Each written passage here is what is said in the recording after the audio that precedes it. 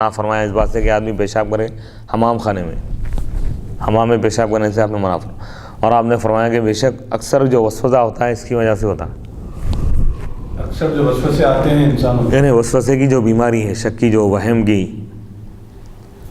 حمام میں یعنی جہاں غسل کرتے ہیں غسل خانے میں پیشاب کرنے سے ہوتا ہے۔ اچھا، اس کو معمول نہ بنائیں تو اس سے وسوسے کی بیماری پیدا ہوتی ہے۔ معمول میں نے عادت نہ بنا لیں، ہاں، عادت بنانا نہیں چاہیے حمام میں پیشاب کرنے کی۔ اگر کوئی سی عادت بنا لیتے ہیں تو خلاف سنت، وسوسے پیدا ہوتے ہیں، وسوسے پیدا ہوتے ہیں۔ اور دوسری چیز یہ ہے اس میں، کیونکہ اس دور میں کیونکہ فرش کے بنے ہوئے نہیں تھے، مٹی وغیرہ رہتی تھی، تو اگر وہی اسی مقام پہ پیشاب کرے گا تو پیشاب بہے گا نہیں، اسی مقام پہ رہتا تھا، اور پھر جب وہ غسل کرتا تو ہو سکتا ہے اس کے اثرات اس کی طرف آئیں، لہذا اس سے منع کیا گیا۔ ہاں، اگر ایسا مقام ہے کہ پانی بہانے سے پیشاب اگر بہہ کر چلے جائے گا نالیوں میں، موریوں میں، تو کوئی حرج کی بات نہیں ہے۔ پھر بھی افضل یہ ہے کہ حمام خانے میں وہ پیشاب نہ کرے، جہاں نہانے کی جگہ، نہانے کی جگہ پہ نہ کرے۔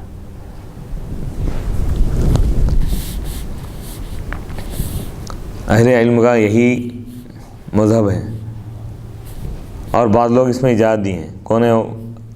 محمد بن سیرین رحمۃ اللہ علیہ، اور ان سے کہا گیا کہ بھائی لوگ ایسا کہتے ہیں کیا اکثر سزا اسی سے ہوتا ہے، تو آپ نے فرمایا ربنا اللہ، اللہ ہمارا رب ہے، اس کا کوئی شریک نہیں ہے، یعنی اللہ کی ذات پہ ہم کو بھروسہ رکھنا چاہیے۔ فلاں چیز سے ایسا ہو جائے گا، یعنی اشیاء میں فی نفسی تاثیر نہیں ہے نا، کیونکہ کہنے کا مطلب یہ ہے تاثیر نہیں ہے، سمجھے نہیں ہے، تو نہیں ہے مطلب پھر اب کہ حمام میں پیشاب کرنے کی وجہ سے انسانوں کو وسوسے آتے ہیں، ایسا نہیں ہے بولنا چاہ رہے ہیں کیا؟ وسوسے کا تعلق اس سے نہیں ہے، انسانی خیالات سے ہے، شیطان من جانب اللہ ہے وہ وسوسے کا آنا بھی، جب تک اللہ اگر نہ چاہے تو وسوسہ نہیں آ سکتا۔ تو ٹھیک ہے، پھر ابھی حضور صلی اللہ علیہ وسلم آپ علیہ الصلوۃ والسلام نے جو فرمایا وہ احتیاطی طور پہ ہو، ناجائز ہے، بلکہ یہ مطلب نہیں ہے، حدیث کا مطلب یہ ہے کہ بہتر نہیں ہے ایسا کرنا، اور اس دور کے حالات کے لحاظ سے، کیونکہ حمام خانے کیونکہ مٹی کے بنے ہوئے ہوتے تھے، فرش جو تھا ایسے نالیاں وغیرہ بنے ہوئے نہیں تھے وہاں پہ، تو ایک ہی جگہ پیشاب رکا ہوا رہتا تھا، اگر اسی جگہ پہ آدمی اگر وہ پانی نہائے گا تو وہ گندگی مطلب پانی میں جذب ہونے کے بجائے اور وہ تر ہو گیا اور پھیل جائیں گے وہ۔ اچھا، وہ احتیاط کا تقاضا تھا، کیونکہ اب ان کے دور میں کیونکہ ماحول بدل گیا تھا، یہ تابعی ہے، ٹوائلٹس وغیرہ بن رہے تھے، اور اس میں یہ سہولت تھی پانی بہانے کی، پیشاب کرنے کے بعد اگر پانی ڈال دیں گے تو گندگی بہہ کے چلے جائیں گی، پھر جگہ صاف ہو جائیں گی۔ نہیں مگر وہ تو ہے، لیکن جہاں پر لیکن احتیاط کا تقاضا یہ ہے، جیسا کہ حدیث شریف میں آیا ہے کہ اس سے بچنا چاہیے ہم کو، اس کی وجہ سے وسوسے آتے ہیں، ان کے حضور کا فرمان ہے، بے شک برحق ہے۔ پھر جب رسول اللہ صلی اللہ علیہ وسلم فرما دیے تو پھر خواہ وقت کے کتنے بڑے امام کیوں نہ ہو، تو میں اپنے نزدیک سمجھتا ہوں کہ ہم وہاں اپنی عقل کے گھوڑے دوڑانا مناسب نہیں۔ بے شک بے شک، رسول اللہ فرما دیا حمام میں پیشاب کرنے سے وسوسے آتے ہیں، تو بات ختم ہو گئی، حضور فرما دی، بے شک، حضور فرما دے کہ وسوسے آتے ہیں تو بات ختم ہو اس گئی۔ سے احتیاط کرنا چاہیے، اور یہ خلاف سنت ہے، یہ ایسا یعنی پیشاب خانے میں یعنی غسل خانے میں پیشاب وغیرہ کرنا۔ جی، عبداللہ بن مبارک رحمۃ اللہ علیہ کہتے ہیں کہ اس میں گنجائش ہے غسل خانے میں پیشاب کرنے میں، جبکہ اس میں پانی بہتا ہو، کوئی مقام ایسا ہے پانی بہنے کا، اگر وہ ہے پانی بہہ کر چلا جاتا ہے تو جائز ہے۔ اور نہیں مگر اب بات تو وہی ہو گئی، پھر اب یہ اپنی طرف سے مسئلہ نکال کے بیان کر رہے ہیں اس کو، اب حضور نہیں فرما یہ دے تو نہیں کرنا بس۔ بالکل برحق ہے وہ، لیکن حدیث کو بھی سمجھنے کی ضرورت ہے نا، وقت کیا، حالات کیا تھے اس وقت، بعض چیزیں ایسی ہوتی ہیں وقت اور حالات کے لحاظ سے بدل جاتی ہیں۔ نہیں وقت اور حالات کے لحاظ سے بدلتی، جیسے مثال کے طور پر ابتدائی اسلام میں شراب کے جو ظروف یعنی برتن وغیرہ تھے، وہ جو چیزیں شراب کے لیے استعمال ہوتی تھی اس کو استعمال کرنے سے منع کیا گیا۔ ابتدائی اسلام میں شروع اسلام میں، جب اسلام شروع ہو رہا تھا، جیسے بعض ہانڈیوں میں وہ لوگ، بعض گھڑوں میں شراب بناتے تھے وہ لوگ، شراب نہیں ہے وہ گھڑے میں، سمجھو مثال کے طور پر اس کو دھو کے پانی کے لیے استعمال کر سکتے، جائز تو ہے فی نفسی، لیکن آپ نے ابتدائی اسلام میں منع کیا تھا۔ کیوں کیا تھا؟ ہو سکتا ہے جب یہ لوگ یہ گھڑے استعمال کریں گے تو یعنی شراب کی یاد تازہ ہوں گی، پھر وہ شراب کی طرف جائیں گے، لہذا ابتدا اسلام میں منع کر دی تاکہ وہ لوگ شراب سے اچھی طرح رک جائیں، باز آ جائیں۔ جب ان کے دلوں میں عقیدہ راسخ ہو گیا، دین کی محبت پیدا ہو گئی اور شراب سے نفرت پیدا ہو گئی، تو اس کے بعد آپ نے فرمایا یہ ظروف کو استعمال کر سکتے ہیں، برتن وغیرہ۔ اب شراب کی کوئی باٹل ہے پڑی ہوئی ہے، اس کو دھو کے اگر کوئی استعمال کر رہا دوسری چیز میں تو جائز ہے، وہ حرام نہیں کہیں گے اس کو۔ لیکن بعض چیزیں وقت اور حالات کے لحاظ سے، حکمتوں کے لحاظ سے احکام دیے جاتے ہیں، لیکن جب حالات بدل جائیں، احکام بدل جائیں تو پھر اس میں کچھ گنجائش پیدا ہو جاتی ہے۔ اس حدیث میں غور کرنے کی ضرورت ہے۔ وہ غور کرنے کی ضرورت یہ ہے کہ حضور اکرم صلی اللہ علیہ وسلم، اس میں دو حکمتیں ہیں۔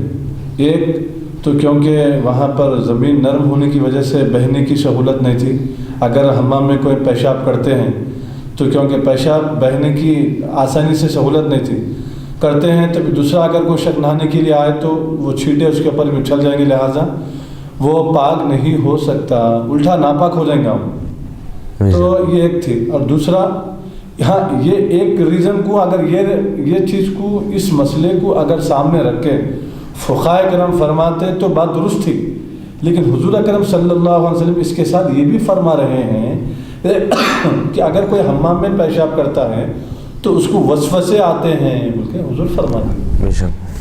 سمجھ گئے نا؟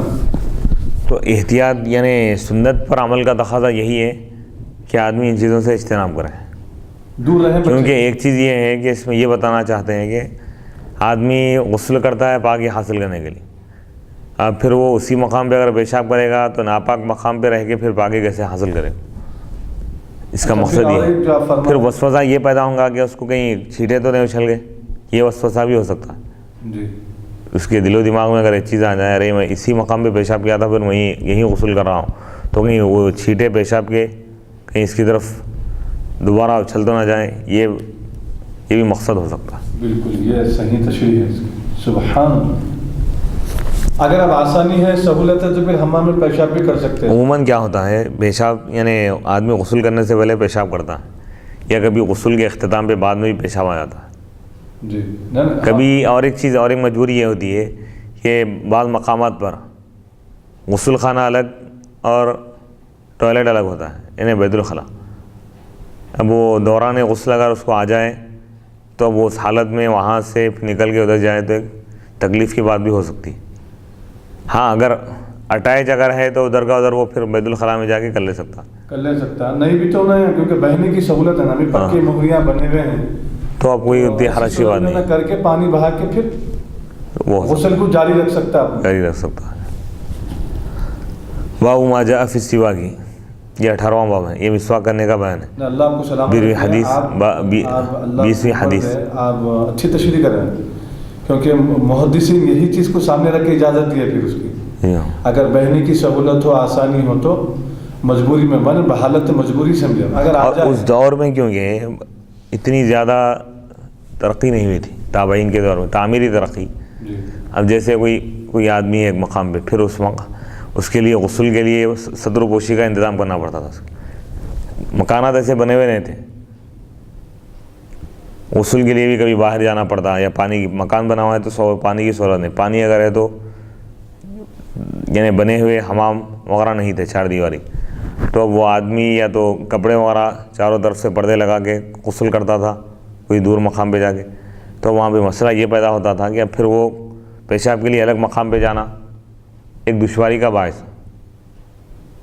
تو اس لیے بزرگان دین مفسرین یہ کہتے ہیں کہ بھائی اب وہ اس حدیث پر عمل کرنے کے لیے اگر ایسے حالات ہیں کہ علیحدہ کچھ بنا ہوا نہیں ہے بیت الخلاء، یا بیت الخلاء جانے کے لیے اس کے لیے دشواری ہے، تکلیف ہے، اور وہ دوران غسل اگر اس کو پیشاب آ جائے تو جگہ سے ہٹ کر دوسرے مقام پہ کر لے، ہو یعنی جس جگہ غسل کر رہا ہے وہ جگہ چھوڑ کر تھوڑا بازو ہٹ کر وہ لوگ پیشاب کر لے، تو دو چیزوں پر بھی عمل ہو جائے گا، وہ حدیث کے خلاف بھی عمل نہیں ہوگا اور اس چیز سے بچ بھی جائے گا وہ۔ اور حضور اکرم صلی اللہ علیہ وسلم علاج بھی بتا دیں بے شک کہ اگر تم حمام میں پیشاب کریں گے تو پھر تم کو وسوسہ پیدا ہوگا کہ بھائی چھینٹے اچھل گئی کیا ہی کی، چھینٹے اچھل گئی کہ میرا غسل ہوا کہ نہیں کی، ہوا کہ نہیں کی، میں مسائل پیدا ہو سکتے ہیں وسوسے کا۔ اور دوسری حکمت اس میں یہ سمجھ میں آ رہی ہے کہ کیونکہ پانی کی بھی قلت تھی اس دور میں، ایک مرتبہ آدمی جیسا اب تو پائپ لائننگ ہے جتنا چاہے پانی استعمال کر سکتا، اس دور میں پانی کا مسئلہ تھا ایک بکیٹ وغیرہ یا ٹب میں اگر لے کر چلے گئے اگر غسل کے لیے استعمال کریں گے تو اب یہ پیشاب کے لیے کیا بہائیں گے، تو اس لہٰذا یہ حکم دیا گیا کہ پیشاب الگ مقام پہ کر لو۔ بہت ساری حکمتیں ہیں، تو ان چیزوں کو ہم سمجھنے کے لیے اس دور کے ماحول کو بھی سمجھنا، اسی لیے علماء فرماتے ہیں کہ بھئی قرآن و حدیث کو اگر سمجھنا ہے حقیقی معنی میں تو حضور علیہ الصلوۃ والسلام کی سیرت پڑھنا ہے، صحابہ کی سیرت، اور اس دور میں مکے کے جو حالات تھے، معاشرتی جو زندگی تھی، رہن سہن کیا تھا، وہ معلوم کرنا۔ اس دور کے جو آیتیں حدیث وغیرہ اور آج کے دور میں ہم آج کے حالات کو دیکھتے ہوئے اگر سمجھنے کی کوشش کریں گے تو سمجھ میں نہیں آئے گی۔ اس دور میں کیا ماحول تھا، اس دور میں سہولتیں کیا تھیں، بولیاں تھے، سین کے پانی مشکل سے لانا پڑتا تھا۔ اب آج کے جو جدید دور میں ہم جو ہیں تو اس میں کیا ہے، زبردست بورنگ، پانی کی سہولت ہے، پائپ لائن کی سہولت ہے، نلوں کی سہولت ہے، بہترین، بالکل صحیح۔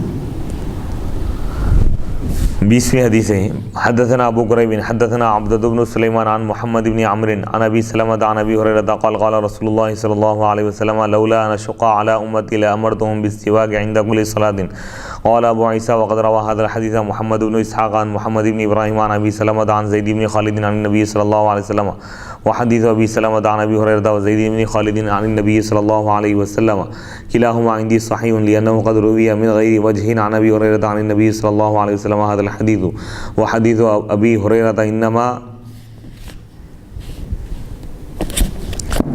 انما صحیح لأنه قد روی من غیر وجہ وما محمد فزعم ان حدیث ابی سلمۃ عن زید بن خالد صح وفي الباب عن ابی بکر الصدیق وعلی وعائشة وابن عباس وحذیفة وزید بن خالد وانس وعبد الله بن عمرو وام حبیبة وابن عمر وابی امامة وابی ایوب وتمام بن عباس وعبد الله بن الحنظلة وام سلمة وواثلة وابی موسیٰ۔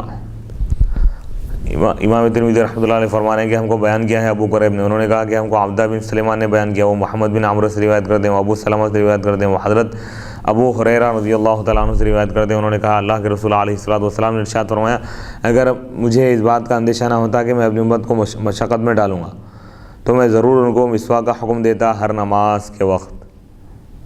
تو اس میں مسواک کی فضیلت معلوم ہو رہی ہے، یعنی مسواک تو سنت ہے، لیکن حضور فرما رہے ہیں کہ اگر مجھے اس بات کا اگر خوف نہ ہوتا کہ میں اپنی امت کو مشقت میں ڈال دوں گا، مشقت میں نے تکلیف میں، تو میں ان کو حکم دیتا وجوبی طور پر ہر نماز کے وقت مسواک کرنے کا، نماز شروع کرنے سے پہلے، یعنی وضو کے وقت۔ بعض لوگ یہ کہتے ہیں، وہ بھی ایک مسئلہ ہے، لیکن اس سے پہلے یہ سمجھنا چاہیے کہ حضور علیہ الصلوۃ والسلام شریعت جو لائے ہیں امت کی آسانی کے لیے ہے، شریعت میں سہولت آسانی ہے۔ آپ فرما رہے ہیں کہ اگر میں ہر نماز کے وقت ان کو مسواک کرنے کا حکم دیتا بطور فرض تو امت مشقت میں پڑ جاتی، تکلیف میں آئے، کیونکہ اگر وہ نہ کر سکیں گے تو گنہگار ہو جائیں گے، گنہگار ہوں گے تو جہنم میں جائیں گے، تو حضور یہ نہیں چاہتے کہ امت جہنم میں جائیں یا تکلیف میں پڑے۔ سبحان اللہ، سبحان۔ اسی لیے آپ امت یعنی قیامت تک جو لوگ آنے والے ہیں ہر زمانے کا آپ کو لحاظ ہے، ہر ایک کا آپ کو خیال ہے کہ کس دور میں کیسے لوگ آئیں گے اور ان کے لیے کن چیزوں پر عمل کرنا آسان ہوگا، کون سی چیزیں دشوار ہوں گی۔ نبی کے علم غیب کو دیکھیے، یہ صحابہ کے لحاظ سے آپ نے فرما رہے ہیں، صحابہ تو اس سے زیادہ ہارڈ کام بھی کیا کرتے، بعد میں جو امت آنے والی ہے اس کے لحاظ سے آپ فرما رہے ہیں، تو اسی سے آپ کے علم غیب کا بھی اندازہ ہوتا ہے کہ بعد میں جو لوگ آنے والے ہیں وہ لوگ دنیا کی طرف زیادہ راغب ہوں گے، دین پر عمل کرنا ان کے لیے دشوار ہو جائیں گا، دشوار میں مشکل ہو جائیں گے، یعنی ان کی طبیعتوں کے لحاظ سے فی نفسی ہی تو آسان ہے۔ آپ کوئی شخص یہ کہے گا کہ بھائی نماز پڑھنا میرے لیے دشوار ہو رہا، لہٰذا کیا نماز مجھ سے معاف، ایسا نہیں، انسان بنا لیا ہے ان طبیعت میں، لیکن فی نفسی جیسے فرائض ہے، فرائض کا ادا کرنا تو ضروری ہے، لیکن جو سنتیں ہیں، بعض سنتیں بہت زیادہ اہم ہیں، ہر سنت اہم ہے، لیکن دینی اور دنیاوی اعتبار سے بعض چیزیں امت کے لیے بہت زیادہ فائدہ مند ہیں، لیکن حضور علیہ الصلوۃ والسلام فرما رہے ہیں کہ اگر میں ان کو ضروری قرار دیتا، اگر وہ نہ کرتے تو گنہگار ہو جاتے، لہذا میں اس کو سنت قرار دیا، فرض یا واجب قرار نہیں دیا۔ اسی طرح تراویح کی نماز جماعت کا معاملہ ہے، 3-4 دن تک آپ جماعت کے ساتھ پڑھے، اس کے بعد تنہا پڑھنے لگے، صحابہ نے عرض کیا کہ یا رسول اللہ ہم جماعت کے ساتھ پڑھنا چاہتے ہیں، تو آپ نے فرمایا تنہا پڑھ لو، کیونکہ اگر اسی طرح میں جماعت کے ساتھ اگر پڑھاؤں گا تو پوری امت کے لیے جماعت بھی فرض ہو جائے گی، اگر وہ تراویح کی نماز جماعت کے ساتھ نہ پڑھے تو گنہگار ہو جائے، تراویح واجب یا فرض ہو جائیں گی۔ امت کا کس قدر آپ کو خیال ہے، امت کی کس قدر فکر ہے؟ تو اس سے موجودہ زمانے میں جو حالات ہمارے حیدرآباد میں اور دنیاوی سطح پہ جو حالات چل رہے ہیں، تو جو دین اسلام کی جو تبلیغ کر رہے ہیں اور جو دین اسلام کے کام کر رہے ہیں کسی نہ کسی طریقے سے، امت ان کو لوگوں کے لیے اس حدیث میں پیغام یہ مل رہا ہے کہ امت کے سامنے آسان چیزیں پیش کی جائیں، امت کے لیے جو قابل عمل بھی ہو اور قابل سہولت بھی ہو. ایک دم ہارڈ چیزیں جو ان کے ذہن سے ماورا ہوں وہ پیش نہیں کرنا چاہیے. ماورا مانے یعنی ان کے ذہن کی سوچ اور سطح سے اوپر کی اگر چیزیں اگر ہیں، یعنی جو ضروری ہیں احکام احادیث تو بے شمار ہیں، ہزاروں ہیں، لیکن اب موجودہ دور میں جن چیزوں کی ضرورت ہے، معاشرتی پہلو جیسے مثال کے طور پہ والدین کے ساتھ ہم رہ رہے ہیں، رشتہ داروں کے ساتھ رہ رہے ہیں، دوستوں کے ساتھ رہ رہے ہیں، اپنے وطن میں رہ رہے ہیں، تو ہم کو کس طرح رہنا چاہیے، کس طرح ان کے ساتھ سلوک کرنا چاہیے.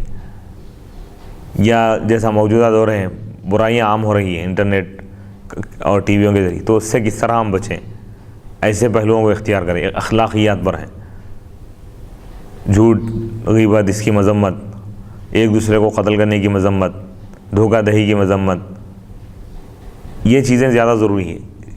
اس سے زیادہ اہم نماز کے بارے میں ہے، نماز، روزہ، جو اہم بنیادی جو چیزیں ہیں اس کو بیان کریں. بعض مسائل ایسے ہیں کسی کی زندگی میں پیش نہیں آتے، جیسے غلاموں کا جو دور تھا اس دور میں، اب تو کوئی غلامی کا دور نہیں ہے. غلام آزاد کرنے کے جو مسائل ہیں وہ ہیں یہ چیزیں، یا میراث کے مسائل ہیں، جو صاحب جائیداد ہیں، جو آدمی معلوم کرنا چاہتا ہے وہ دارالافتاء سے معلوم کر لے سکتا ہے. لیکن جو بنیادی چیزیں جس کی ضرورت ہر مسلمان کو پڑتی ہیں، جیسا کہ نماز کے مسائل ہیں، وضو اور غسل اور تیمم کے مسائل ہیں، ان چیزوں کو بیان کریں، اختلافی چیزوں کو بیان نہ کریں، اور مستحبات میں جو اختلاف ہے اس پہ اصرار نہ کریں. بنیادی جو چیزیں اس کو بیان کریں. ایمانیات کے بارے میں، اللہ پر ہم ایمان لائیں، اللہ پر ایمان لانے کا مطلب کیا ہے اس کو بیان کریں. رسول پر ایمان لائیں تو رسول پر ایمان لانے کا تقاضا کیا ہے، کتابوں پر ایمان لائیں اس کا مطلب کیا ہے، فرشتوں پر ایمان لائیں اس کا مطلب کیا ہے، تقدیر پر ایمان لائیں اس کا مطلب کیا ہے، قیامت کے دن پر ایمان لائیں اس کا مطلب کیا ہے، مرنے کے بعد دوبارہ اٹھائے جانے پر ایمان لائیں اس پر، اس کا مطلب کیا ہے، جنت و دوزخ کا مطلب کیا ہے. یہ جو بنیادی جو ایمانیات ہے اس کے بارے میں بیان کریں. اور اسی طرح اعمال میں جو اہم ضروری جو اعمال ہیں، فرائض ہے، اس کے بارے میں بیان کریں. حلال و حرام کے بارے میں بتائیں کہ کون سی چیز حرام ہے، کون سی چیز حلال ہے، کھانے پینے میں، پہننے میں. اسی طرح کاروبار میں کون سا کاروبار کر سکتے ہیں، کون سا نہیں کر سکتے، یہ چیزیں بتانا ضروری ہے. مسجد ہے، مسجد کے آداب. بہرحال اس حدیث شریف سے معلوم. اچھا، اس میں بعض علماء اختلاف کرتے ہیں کہ بھئی یہ مسواک کس کی سنت ہے، وضو کی سنت ہے یا نماز کی.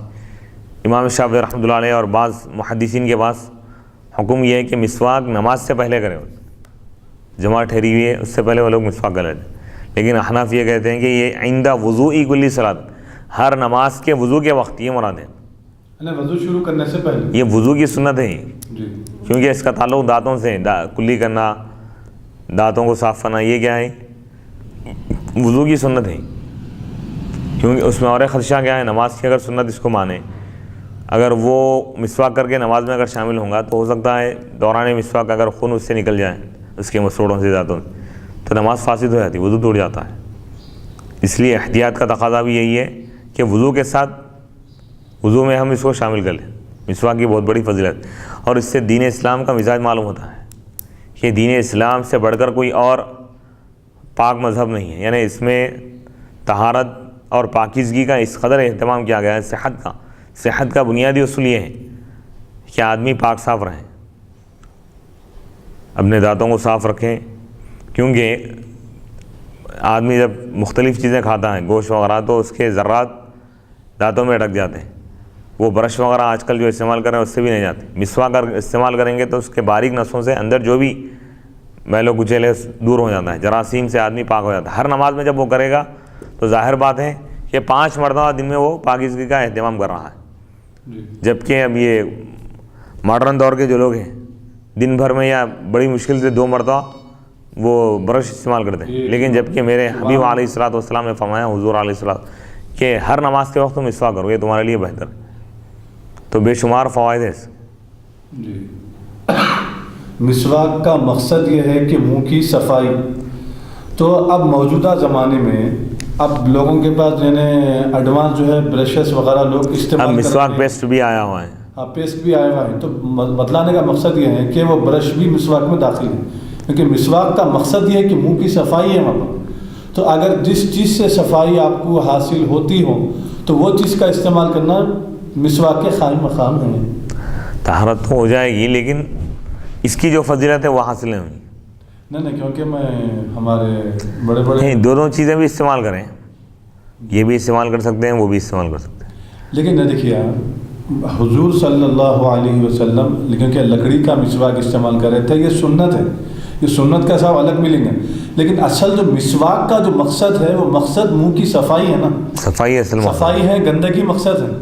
گندگی تو دور کرنا جو ہے منہ کی گندگی, بدبو اور جو ذرات جو دانتوں میں اٹکتے ہیں, جو اٹکے ہوئے جو گندگی ہے, کیونکہ کھانا اٹکنے کے بعد اس کے اندر ایک سڑی بدبو پیدا ہونا شروع ہوتی, تو آپ برش کریں گے یا مسواک کریں گے تو وہ گندگی آپ کے دانتوں میں سے نکل کیڑ وغیرہ پیدا نہیں صاف ہوگا, سمجھ رہے نا. تو مقصد صفائی ہے وہاں. تو صفائی جس چیز سے بھی حاصل ہو سکتی ہو وہ مسواک کے قائم مقام ہے, بے شک, سمجھ رہے نا. تو کیونکہ میں مفتی ابراہیم خلیل ہاشمی جو شہر حیدرآباد دکن جامعہ نظامیہ کے شیخ الفقہ تھے, تو مول صاحب سے میرا سوال بھی ہوا تھا اس سلسلے میں. تو مول صاحب سے میں سوال کیا تو مول صاحب فرمائے بیٹے مسواک کا مقصد یہ ہے کہ منہ کی صفائی, تو صفائی جس چیز سے آپ کو حاصل ہو سکتی ہو اس سے آپ صفائی لے سکتے ہیں, جیسا برش وغیرہ ہے. لیکن شرط یہ ہو کہ وہ حرام چیزوں سے بنی ہوئی نہ ہو, جیسا ناپاک لکڑی یا گندے لکڑیاں یا گندے جو ہے نا چیزیں اس میں نہ ہو, مواد گندے چیزیں شامل نہ ہو. پاک چیزوں سے اگر وہ بالکل برحق ہے. ہاں پاک چیزوں سے حضرت مولانا مفتی ابراہیم خلیل ہاشمی صاحب علیہ رحمہ, کیونکہ وہ مفتی بھی تھے نظامیہ کے اور فقہ کے ماہر ترین شخصیت.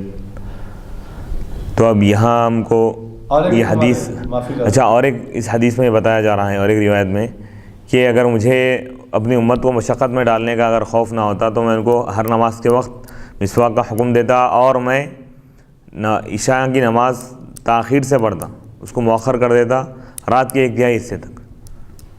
تاخیر میں نے دیر سے پڑھا, تاخیر یعنی رات 6 گھنٹے کی ہے, یعنی 12 گھنٹے کی اگر مثال کے طور پر ہے تو رات شروع ہونے کے 4 گھنٹے کے بعد پڑھنا.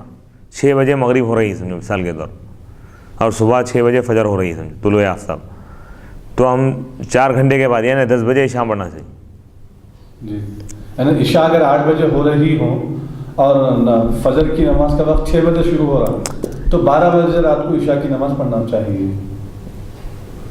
وہ مراد نہیں ہے, رات کا جو تعلق ہے نا مغرب سے شروع ہو جاتا ہمارے پاس. اچھا رات کا تعلق مغرب سے, سورج ڈوب گیا تو اب رات شروع ہو گئی.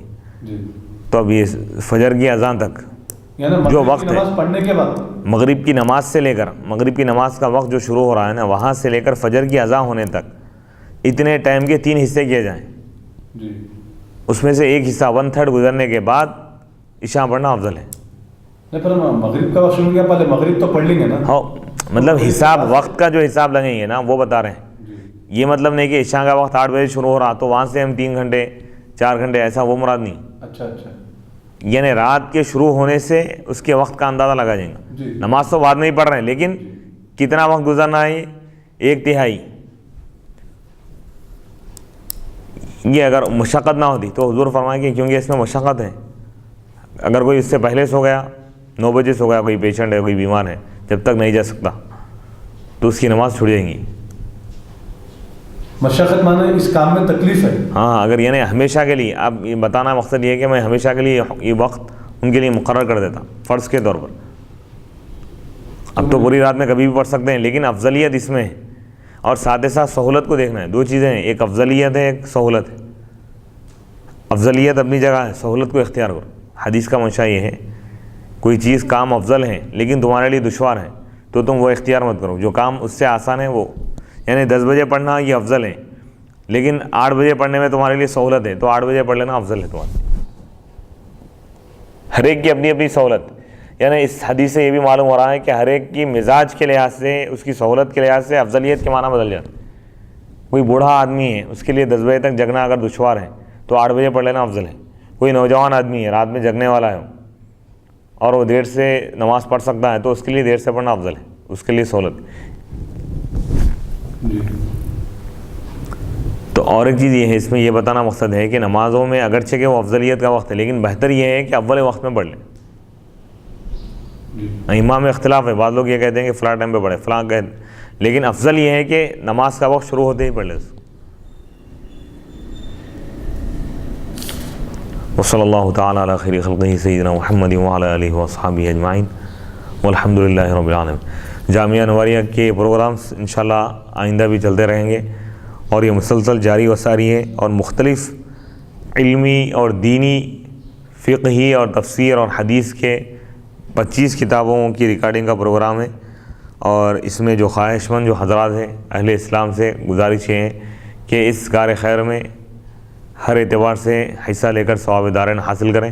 اس پروگرام کو عام کرتے جائیں، سنتے جائیں اور سناتے جائیں، دوسروں کو اس کی ترغیب دیں، اور دعا یہ کریں کہ ہم کو دینی معلومات حاصل ہو اور اس پر عمل کرنے کی اللہ ہم کو توفیق عطا فرمائے، اور ہمارے اس پروگرام کو قبول فرمائے۔ وآخر دعوانا الحمدللہ۔